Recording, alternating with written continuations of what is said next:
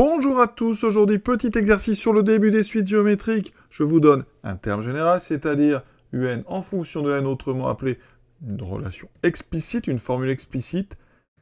Dites-moi si la suite est géométrique, et si oui, donnez-moi la raison. La première chose à faire, c'est de regarder quelques termes. On n'a pas l'idée. Donc ici, U0, je remplace 7 sur 2 puissance 0, 2 puissance 0 fois 1, ça fait 7. U1, ça fait 7 sur 2 puissance 1, 7 demi, d'accord? Et ensuite, U2, ça fait 7 sur 4. Et maintenant, on regarde. Est-ce que les trois premiers termes sont en progression géométrique? Autrement dit, est-ce que la multiplication pour aller de 7 à 7 demi est la même que pour aller de 7 demi à 7 quarts? Pour aller de 7 à 7 demi, on multiplie bien sûr par un demi, et pour aller de 7 demi à 7 quarts, aussi par un demi. Donc on a l'intuition que la suite est géométrique. Attention, si vous vous contentez de dire U0, U1, U2 sont en progression géométrique, donc la suite est géométrique, c'est faux. On ne peut pas démontrer qu'une suite est géométrique à partir de 3 termes uniquement. Par contre, ça va vous donner la méthode de démonstration. Pour démontrer qu'une suite est géométrique, il faut aller voir quelles sont les deux façons de caractériser une suite géométrique. La première chose qui caractérise une suite géométrique, on peut dire, il n'y a pas forcément l'une plus que l'autre, mais on peut dire que c'est sa forme explicite, UN, doit être sous la forme U0 fois Q puissance n, si la suite commence à 0. D'accord? Une deuxième façon de caractériser une suite géométrique, qui est vraiment presque la définition un petit peu, c'est la relation de récurrence, cette fameuse relation UN plus 1 égale Q fois UN. Et le nombre Q, c'est donc cette fameuse raison qu'il faut trouver. Et ça, c'est important dans les deux choses que je viens de dire, c'est le pour tout. Il faut vraiment faire un raisonnement généraliste. C'est pour ça que je vous dis que se contenter de U0, U1, U2, ça n'est pas une démonstration, c'est même presque une faute de raisonnement. D'accord? Donc, je vais vous montrer ici les deux méthodes. Comment faire ça avec la forme explicite? Si on la voit, autant s'en servir. Ici, il faut arriver donc à écrire ce terme UN. Donc, on prend soit n, donc appartenant à grand N. Il faut écrire UN sous la forme U0 fois Q puissance n. Donc, je l'écris ici, c'est mon objectif. Il faut trouver un nombre à puissance n. Le souci, j'ai une puissance n, elle est dessous. Alors là, pas de panique. Parce que ça, c'est 7 fois 1 sur 2 puissance n.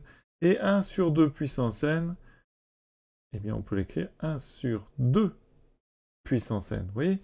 La puissance, elle concerne la fraction 1 demi. Alors que là, elle était qu'au dénominateur. Donc là, en posant, on pose donc Q égale 1 demi. On sait bien que U0, on l'a calculé tout à l'heure, ça fait 7. Et donc, on a, bien, pour tout n, entier naturel, donc pour tout n appartenant à grand N, on a UN qui s'écrit effectivement U0 fois Q puissance n. Et ça, comme c'est caractéristique d'une suite géométrique, eh bien là, on peut dire tout de suite, donc UN est géométrique de raison, le nombre Q, c'est-à-dire 1 demi. Et de premier terme, U0 égale 7. Oui, ça, c'est une démonstration, et bien montrée pour tout n. Deuxième façon de faire, on va regarder le rapport UN plus 1 sur n. Pour ça, il faut que n soit non nul. Ici, on voit bien que pour tout n appartenant à un grand n, quel que soit n, donc 7 sur 2 puissance n, c'est différent de 0. Donc, on peut envisager le rapport UN sur UN plus 1. C'est un petit peu plus technique, cette méthode. On a ceci sur 7 sur 2 puissance n. Beaucoup d'étages, on va en enlever. Donc, quand on a un quotient de 2, donc ici fraction, on multiplie la première par l'inverse de la deuxième, c'est-à-dire j'ai un 2 puissance n qui va être en haut. On remarque une première chose, les 7 vont se simplifier. Donc il reste 2 puissance n sur 2 puissance n plus 1. Mais 2 puissance n plus 1, c'est 2 puissance n fois 2 puissance 1, c'est-à-dire 2 puissance n fois 2. Donc là, on va resimplifier. Alors je vais mettre un fois 1. Et quand je simplifie, ben voilà, vous voyez, il vous reste quoi? 1 demi. Conclusion, on a montré que pour tout n appartenant à grand N, le quotient UN plus 1 sur UN est toujours égal à une constante. Donc vous venez de montrer que UN plus 1, c'est 1 demi fois UN. D'accord? Et donc, eh c'est caractéristique d'une suite géométrique, donc vous pouvez dire avec ça. Pour ceux qui veulent éviter finalement d'aller regarder si UN est non nul, on peut procéder autrement en faisant la chose suivante. On considère un entier naturel. Et on va écrire UN plus 1. D'après la relation de récurrence, d'après la forme explicite, c'est ceci. Eh bien, je vais transformer ça pour faire réapparaître un.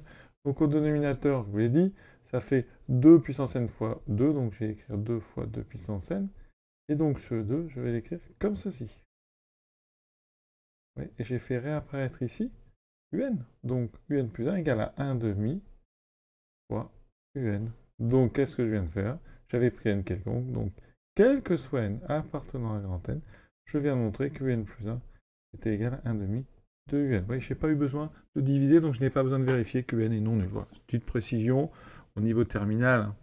Peut-être un peu trop précis, mais voilà comment on devrait faire les choses. En tout cas, je vous souhaite une bonne fin de journée, à bientôt.